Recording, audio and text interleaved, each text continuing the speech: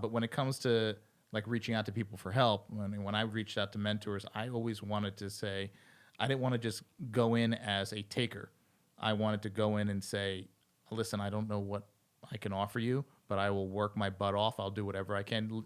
Tell me what you don't like doing in your world right now, and I'll do it.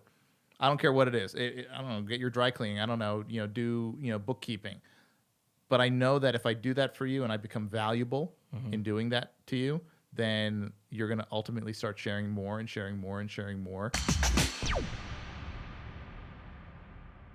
What is going on, everyone? Welcome to another episode of Ultimate Ambitions. And today I'm here with Greg Gatsby. Such an interesting dude, such an interesting background.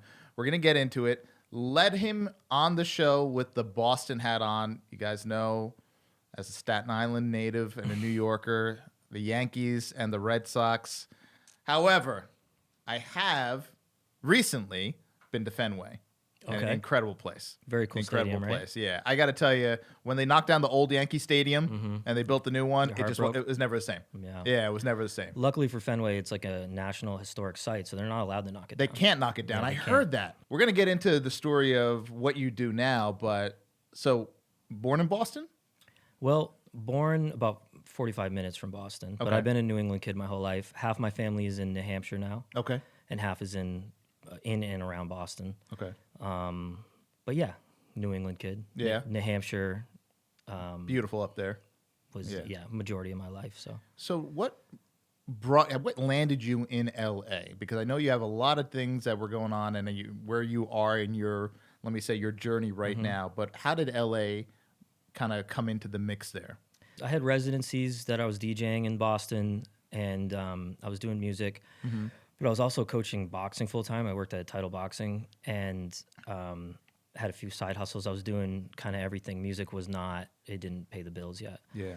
And I had a song do really well. It was on the Billboard's dance chart. And I got the attention of some management here. And, they said, look, we want to get you in some sessions, but they're going to be frequent, and there's a lot of opportunity here. We'd rather you be here. And I kind of explained, but, I got a good job here and family and support, and I kind of need to, I don't think I'm ready to make that jump and just do music full time. And they were like, we'll float the startup money for the first few months. We'll get you out here. We'll get you set up. Like, we really want you here. And shout out to Sam for his belief and commitment in me, and everyone else that's supported. But that was the catalyst. I always knew I should. You kind of want to be where the action is. Yeah. You don't have to, obviously, with the internet. You can make it anywhere, honestly. Yeah. But it helps when you reach a certain point in your career, at least in music, I think, that you're here, or maybe Nashville. But once he made that offer, it was like too good to turn out. I was like, okay, forget everything. Let's go. So wow. I got lucky with a little bit of a head start on the move. So you took that leap of faith. I'm sure that was a little scary. It was. What were some of the biggest concerns you had? Was it coming out here and not working out? Because there's a lot of people probably watching and listening that may have an opportunity. Like, we're going to get into how you started into the music, but a lot of times when opportunities come like that, people are scared. They're nervous. So you had your goal you wanted to attain, and this was part of the progression. What was the scariest thing? I remember having a lot of excitement, honestly. Maybe that's just the way I'm wired. Yeah. I was trying to be responsible, obviously. I was trying to save up and make sure I had enough music money coming in to be able to move like that. Yeah. But I've always been kind of really aware of the fact that we have a finite amount of time, and that life is fragile, and that things can be taken from you quickly. And I just felt like I was just more excited than anything. I was pretty anxious to get it done, and once I had an opportunity like that, I was fired up. But I think I definitely thought about, am I going to be able to afford to stay? Yeah. LA's expensive. I'm giving up my other income. Am I gonna, I won't be around my family, which is a big part of my life. It's honestly a sacrifice every day to be here and not with them, which is what really drives me, because when you think about the time you're giving up, I mean, obviously I visit as often as possible, and we talk every day, but you're giving up a lot, so you have to make it count. And that's been driving me. But I was a little bit fearful leaving family and paying the bills. Yeah. I think those were the two that were in the back of my mind. So, what was your entree into music? Like, like I always find it unique when you have these people who are high level performers at things that are so unique, like being a DJ. Mm-hmm. Like, how do you start that? Like, how did you get into that? Crazy. So, I was more sports guy. I loved athletics. I loved competing. I loved teams, being a part of a team.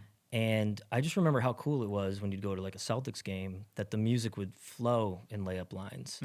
You know, it was so interesting to me that it didn't like start and stop always. Sometimes it was like mixed in. Yeah. And my uncle was a DJ, even though I didn't know what that was. And at the local high school, he would also mix. And it was just so cool that, Bring 'Em Out would be the first 4 bars, and all of a sudden it's like Jadakiss, and then all of a sudden, and it flowed. And I was always, the Champ Is Here plays, and then and I was like, what? How's he doing that? And I just looked it up on the internet, and I found free software where you could cut up audio file. And this was like at the beginning of really sharing music online and being part of those chat communities that would share records. Oh, we had no idea it was like disrupting the music industry forever. We were just like, it's so cool that I can, you can give me that song I heard in this movie, and I can give you the Metallica album or whatever. Yeah. And so I was part of these like little geek chat rooms where we were sharing music and ideas. And I downloaded free software where you could cut up pieces of songs. Still didn't know that's what a DJ is, or that it's a job. I didn't know that it was the foundation to producing even. But I just thought it was fun to make mixtapes for my friends and mostly to make music for basketball. It was like I just wanted to make the music to like hoop to. Yeah. That was it. And then I started to learn about DJ culture. Yeah. And when I got to college, my teammates, a lot of them rapped. So I'd go to the studio with them, and I met the producer. So you played ball in college? Yeah. Where'd you go? Yeah, Fisher College. Okay. It's in the Back Bay in Boston. Yeah. So yeah, we had a lot of, maybe 4 or 5 kids on our team from New York City. Okay. Did you say you're from Staten Island? Staten Island. Yeah. Yeah, New York. One of my best friends to this day, his name's Michael Newcomb. He was from Staten Island. He was on my team. All right. He was like an all-state New York guy. He was an unbelievable player. But anyways, a lot of them rapped. I went to the studio. So it was through sports. I just liked that music was a part of basketball culture. Yeah. And then I got introduced to producing by going to the studio with them. And I took a part-time job promoting clubs from the school. I'd walk to nightclubs, and I started learning about DJ culture there and how to throw a party and how to create a scene and how the music impacts that. Yeah. And so I started throwing my own parties, started to DJ them. And then I found out after all of that, oh, it's a job. and that's when I decided. I just liked making mixtapes for people. That was it.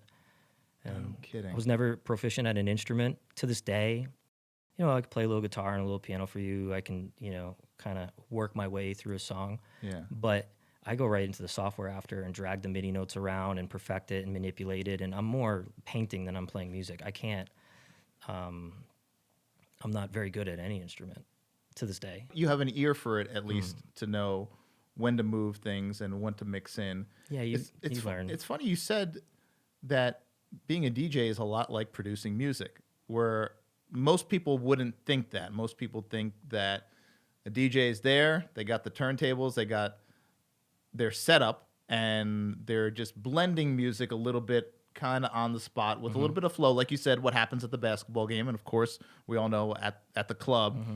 But there's a production element of it that I guess most people probably don't even think about.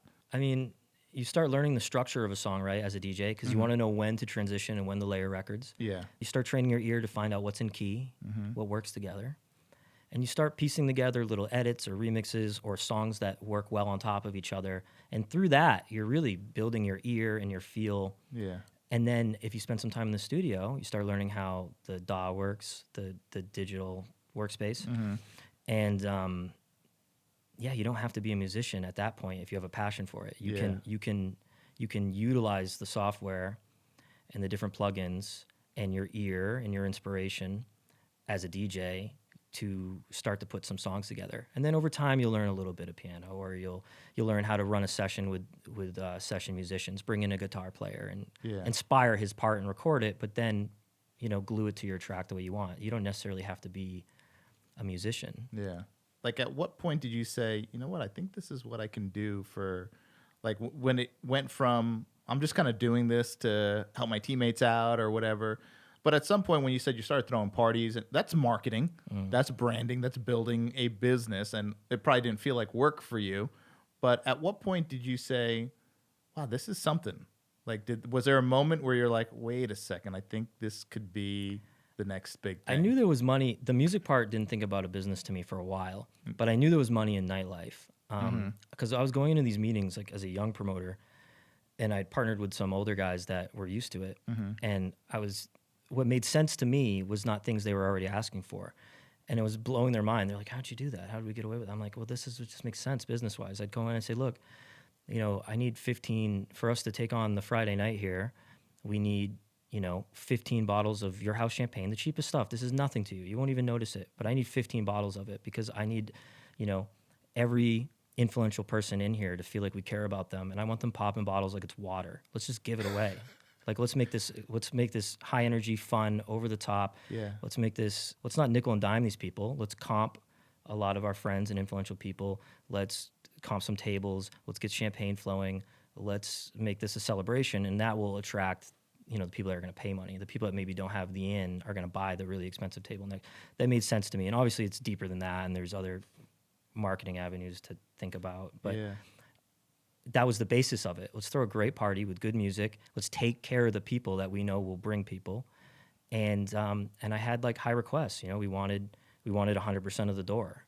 I wanted 10% of the bar. I wanted as much alcohol as we need. And on like a prove it deal. Like if it doesn't pop off, then you fire us. Yeah. But if not, what's it to you? If not 90% of your bar is better than the empty room you have now, you know what I mean? Yeah, right. And that's how we did it, and that's how I learned how. And then along the way, I learned how Facebook ads worked, or how you how you build a list and keep in touch with people, and email marketing and all that stuff. Where'd you learn this from? Did you just kind of research it online? Did you have a mentor? I definitely had mentors in nightlife for sure, but I think, and I would take some things from them, and others I would just learn online or as I went. Yeah. Yeah. So what would you say, because I want to get into the boxing thing, what would you say from the business element, from where you started out to then promoting and then having, like you said, your own parties? What was the one thing that stood out to you as a critical piece of advice or something you learned that really was transformative in your whole career in that early stage? Well, one was that I really focused on entertainment value, like providing value. And I think that the thought around the parties at that time, or even dance music scene, was like, a bit pretentious, a bit like they'll come anyways type of situation, or if we're too good for everyone. And that actually works in some markets really well. Los Angeles is one. Yeah. I think the harder it is to get in general with a lot of things actually does create hype. So it works a little, but I took a different approach, and I think it works through lots of businesses, is that if you really focus on creating the majority of the value in the transaction or the relationship, then you'll always do well. And that's what I did. I just tried to make sure that we over-delivered on the entertainment value, that people had a good time and they were treated well. And, I read a book called How to Win Friends and Influence People. Excellent book. Yeah. Everyone should read that. It's unbelievable. Yeah. And so, relationships are the key to everything. And learning how to navigate those, how to treat people. The art of dealing with people. Yeah. That's I think the number one skill, no matter what you're doing. Yeah. And I honestly forget who told me to read that, but that would have been the best advice I've ever gotten, probably, was to read that book. Yeah, it's one of the best books I've ever written. And it definitely changed my world with navigating business and really networking, because I didn't know networking and the value of it. And then once I started learning the value of it, I had to learn that when I entered these networks, I had to be of value to people in the networks if I truly wanted to get something back out of it. Super important. I think that just made me think of something, especially with DJs, producers, I would imagine all other artists, and maybe just entrepreneurs in general. I get a lot of DMs of like, please do this for me, or how can I do this, or, and I try to answer them, and, I genuinely want to help people, but I always think to myself, if I wasn't me, if I was like most people, because it rubs me the wrong way a little bit, and I know for other people, it definitely it just disqualifies you right away. You should always lead with value. That's how you're going to get a response in the DM. Mm-hmm. If you DM me with, hey, I have this skill set, but I really, admire XYZ about you or your career. If I provide this, would you be willing to show me how you do that? Or would you be willing to help me with this? But lead with what are you bringing? Because if you're just asking people and taking, it doesn't, it's not a great way to start a conversation. Yeah, that's huge. If you lead with value, you're going to get answers. Yeah. People don't realize it, but in their own world, that's how they are. Mm-hmm. They respond. But when it comes to like reaching out to people for help, when I reached out to mentors, I always wanted to say, I didn't want to just go in as a taker. I wanted to go in and say, listen, I don't know what I can offer you, but I will work my butt off. I'll do whatever I can. Tell me what you don't like doing in your world right now, and I'll do it. I don't care what it is. I don't know, get your dry cleaning. I don't know, do, bookkeeping. But I know that if I do that for you and I become valuable in doing that to you, then you're going to ultimately start sharing more and sharing more and sharing more. And that's what I'm there for. That's what I want to do. That's what I want to learn. And it's hard for a lot of people to do that because people inherently are going to say, well, I don't know, am I getting paid here? Like, it's people have that mindset and that mentality. So boxing, you kind of slid that in there. Was that something you just did as a kid? Like, how did you get into the point where you're training people? Yeah, my whole life. I mean, I didn't grow up with my dad, but he was a boxer, and I would visit him. And also, it was just kind of in the culture of our family. I spent a lot of time with my uncle who owned a gym and had a kickboxing world title. And my dad had a Golden Gloves title. And these are terms and tournaments and things that I was around growing up and that inspired me. And I loved watching boxing. Greatest boxer of all time? I think in his prime, what Manny Pacquiao accomplished, going across 8 weight classes for the world titles, is probably the most impressive thing I've ever seen. That's such a loaded question. There's people like Sugar Ray Robinson and then you have Floyd, who you couldn't even touch, literally defend. Like, I just admire so many of them. My favorite boxer, I'll answer that, was Bernard Hopkins. Okay. That's my favorite boxer. Okay. But yeah, Manny probably is, like, to me, the most impressive. It's just ridiculous what he did. What he accomplished. Right. Yeah. Yeah. There's arguments for Tyson. For sure. So, my era, it was Tyson. Yeah. And yeah, he was bigger than life. Yeah, he was biggest athlete in the world. Yeah, and he person. He brought that appeal and almost like that. I don't want to say celebrity, but it kind of was. You have guys like I'm a big fan of Hagler, but but Tyson brought something that really brought people into the sport, and that's part of being an athlete in the sport. Can you get people who maybe didn't typically watch that sport interested in that sport?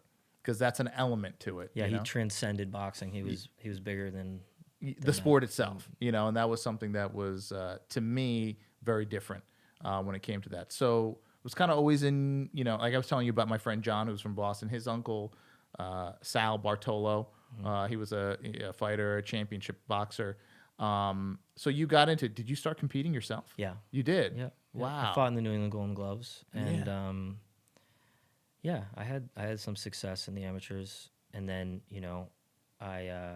music was really what was taking over my life. So do you do any boxing now? Do you train at all? Yeah, I go to the gym. Yeah. I have a couple buddies that are close friends that are world champions, and they all have their own gym or ecosystem that I like to go and just it's just fun for me to be a part of the gym for the day. Yeah. Not as consistent as I would like. I help a few friends too. I still train a few people, but oh, you do? Yeah, I don't market that or consistently work it, but just to hold mitts and be around the sport. But it's funny you ask, because I've been like, okay, this needs to be a priority again in my life, because it really, for me, it gave me better mental health, gave me better physical health. It gave me an outlet. I'm a little bit like, just that like New England, like it's just like, New York, same way. It's like, I know. You're at the stoplight for 1 second. You're like, let's go. Everything is so, and I think when you have an outlet for that, you can make better decisions. Yeah. And just lower your stress a little. Oh yeah. I mean, like you said, mental, physical. That's why I got, I was going to the gym and it was fine. It was doing things, but then I started, of course, a few years ago, taking my phone to the gym. And taking my phone to the gym started turning into working while I was working out. And emails were coming in, and it was just, it turned into not relaxing, not enjoyable, not whatever. So I realized that I wanted to do something where I wasn't connected still. So I had done some boxing early on, but I didn't know if I wanted to get back into boxing. I was like, oh man, I don't want to get beat up at this age. So I had some friends who were black belts in jiu-jitsu, and they were always talking about jiu-jitsu. And I was like, what is that? Like karate? Taekwondo? Like I did that when I was a kid. And they're like, no, it's totally different. So I had been a fan of the UFC, so I knew a little bit about it. So I started it. And I started just a few years ago, and I'm hooked on it because it's a great workout, but it's also great from your mental health standpoint. And it's something you have to do for an hour, like boxing, where you can't have your phone. Like you go to the gym to work out, like you do a set and you look at your phone. And next thing you know, it's like 9 minutes later, you're like, oh, and you put your phone down, you're doing your next set. So I'm at the gym for 2 hours. It should have taken me 45 minutes for that workout. Right. And I'm still connected. Jiu-jitsu, none of that. And you're not thinking about anything else. You can't do anything else. You can't focus on anything else. Your phone is like in your bag, and you're just worried about not getting choked out. Or now at the point where I am at now, trying to dominate opponents. And it has done so much for my mental health and so much for my mental clarity, because just taking a break for a little bit during the day, I'm sure your days are crazy and there's a million things you're doing, for an hour where you're disconnected from the world, it does so much for me. And that's when I realized, I was like, yeah, I need this in my life. So when people are like, oh, you always talk about jiu-jitsu, it changed your life. I'm like, it changed my life, not from the standpoint that I know how to choke people in a kimono now, but from a standpoint of learning how to problem solve, how to stay calm under stress, and also be present to, most people just aren't present anymore. And when you get into the ring, you don't have the luxury of thinking about bills or, your girlfriend, or you got to be focused right on what's in front of you. And jiu-jitsu is the same way, because if your mind is wandering, so those are the times where I'm actually present, and most people aren't.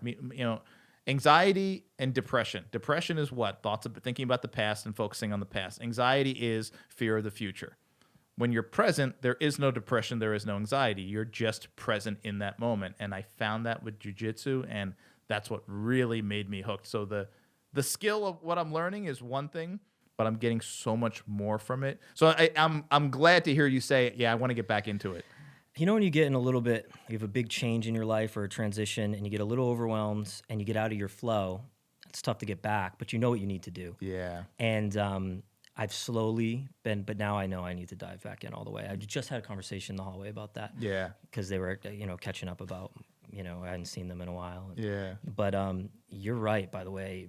Of course you're right. It's your personal experience. But I think this applies to everyone. Martial arts is meditation. It is mindfulness. It is all forms. They're so incredible. I would highly suggest anyone do it. Did you see Henry Gracie's new book? No. He just released a book. I don't want to butcher it because it'll smack me. I just ordered it, but I think it's 32 Principles. Okay. But either way, if you look up his name in the book, it's a book that essentially prepares you for life based on principles learned through jiu-jitsu. Really? And they're incredible. And it just reminded me you were talking about it. Jiu-jitsu is a great teacher, a master teacher of how to navigate the world. Yeah. There's so many lessons in that about leverage, right? Yeah. The little guy can pin the big guy if you understand leverage. Yeah.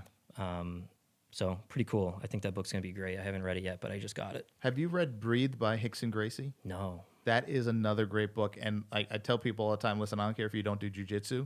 It's fine. The book is about life and things to help you navigate some of the challenges. And he had an incredible story. And, of course, a lot of heartbreak and a lot of tragedy in his world. But it really taught you, and there is an element of the book that talks about breathing, and which is tied to the title. But I read that book, and I was like, immediately, you don't need to have even stepped onto a mat ever to appreciate the lessons in this book. And like you said, it's meditative when you're there, when you're doing it. So it's a mind and body benefit that it's hard to explain to people. They just have to do it. For sure. And once they do it, they'll understand it. So what's next on the horizon for you? You know, I want to before we close, I want to find out like what are you excited about that you're working on? What are you most excited about that you're working on right now? I'm most excited about finally finding what I actually want to do, both within, well, mostly within my career. I am starting another business. It just finalized where we're going to be. Well, there's going to be a lot of different products, but the main product and mission is for people dealing with disabilities to give them mobility back. So it's a wheelchair that is all terrain. So the wheelchair can go onto the beach, you can go into the snow, you can go back on your ranch, you can work again, you can go hunting, you can get on the hiking trail, you can go into water, you can go anywhere in your wheelchair, and with your friends, family, or back into your passions outside. It's giving that freedom back. So we have that, and then we'll have a few other things going too. So I have this action brand thing going, and then music wise, I took some time. I took like a 6-month break, I feel like. Yeah. And just re-envisioned what I want my brand to be. I had just been going. I had just been releasing things to release them. And I think if there's musicians listening or artists, and maybe this applies also to content around your business or whatever. Yeah. I think sometimes we get satisfied with the fact that we completed something, or maybe just pressure or anxiety around I need to put out something. Yeah. Either one, I learned from a mentor recently to never, just by watching them, to never compromise vision, especially if you're an artist, but I think probably in business. Yeah. There's a reason why you uniquely have that, and even if it doesn't make sense to everyone else, or even if it seems like a really tough obstacle, meaning this is going to cost more money to do it this way, this is going to take more time, this is going to be a slight inconvenience for everyone else. I have always considered all those things, and my music has suffered. I've put out stuff that's subpar. I believe every track till now has been subpar. And I spent 6 months diving into what do I want it to sound like, regardless of obstacles. What do I want the brand to look like? How am I going to consistently release content? Because I'm not naturally a content guy. I don't like filming myself. I don't want to do TikTok. I don't want to dance. But it doesn't matter what you want. The market says you need to, or at least some version of that. You have to do the work and get comfortable. And it took me a long time. It's amazing I've made it this far without doing it. But I have a plan now for how the content's going to go, what the brand's going to look like, and be uniquely me and authentic, so I don't have to act. Yeah. So I'm excited. I've been getting this vision together, and the next step is to deploy it. So it'll be a different sound for my music, and it'll be much more consistent content. So that's what I've been gearing up for. Oh, that's awesome. That's awesome. That's exciting too, because now I could just tell in your voice changed, talking about actually entering into that domain. Like I could tell your energy is there. So that's awesome, because that's what you want it to be, you know? So where can people find your music? Well, in any digital store, Spotify and Apple. And I think the place that I post the most is Instagram. Okay. Greg Gatsby Music on Instagram. And I share, everything that I'm working on there. And I have a link out to my last album and newest single, and I kind of stay up to date there. But really, any digital store, if you type in Greg Gatsby, there'll be people's remixes of my stuff that they've made, and then my originals as well. Awesome. I got to ask you one question about the wheelchair thing. Was there someone in your world that was affected by that made you start looking at opportunities in that space?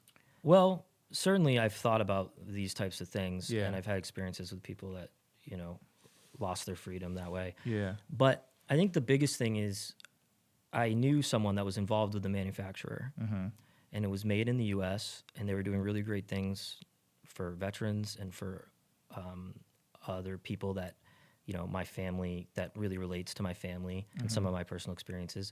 And it was very inspiring what they were starting to do.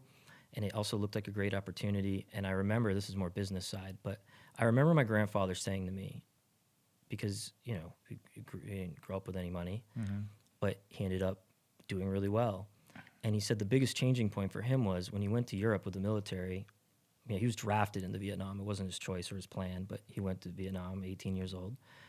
And, a few years after that, not long, he was overseas and he saw a machine that skinned fish a certain way that was way more efficient. And he asked the guys using it there, is this in America? And they said no. He said, how do we secure some sort of dealer license to bring it there? I want to open a fish, market in Boston. And he brought it back and crushed. And his point and lesson to me was, find something, of course, follow your passion and contribute to the world and all those things. Yeah. But a major key to finding a good business is find something people need or that could make their life easier that isn't already available, and bring it there. Even if it already exists, you don't always have to invent something. Yeah. But find something that isn't available where you are. And this product already existed. They're the top of their class, this manufacturer. It's made in the U.S. They go through painstaking process to make sure it's incredibly built. They have a clear mission. They're a good character business. I've met everyone in their factory. But they had no dealerships and no distributors and no one with the rights to the southwestern part of the country, like Arizona, Southern California, that part of Nevada that we like that whole region was untouched. And there's a lot of people here that have a need. And so it was equal parts inspiring because I saw what the product was doing for people. Yeah. And, there's an opportunity here. There's no presence here. No one's talking about this. No one's marketing it. And it's not even available to demo for people in the area. Yeah. So I was thinking about my grandfather, bring something that isn't really in people's faces that could possibly change their life or be a major benefit, and bring it to where you are.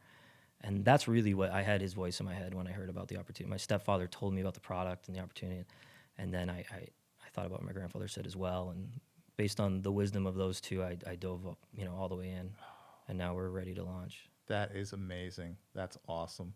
Thank you so much for sharing that. I really appreciate it. Folks, we're going to put all the links below to discover more and follow your music.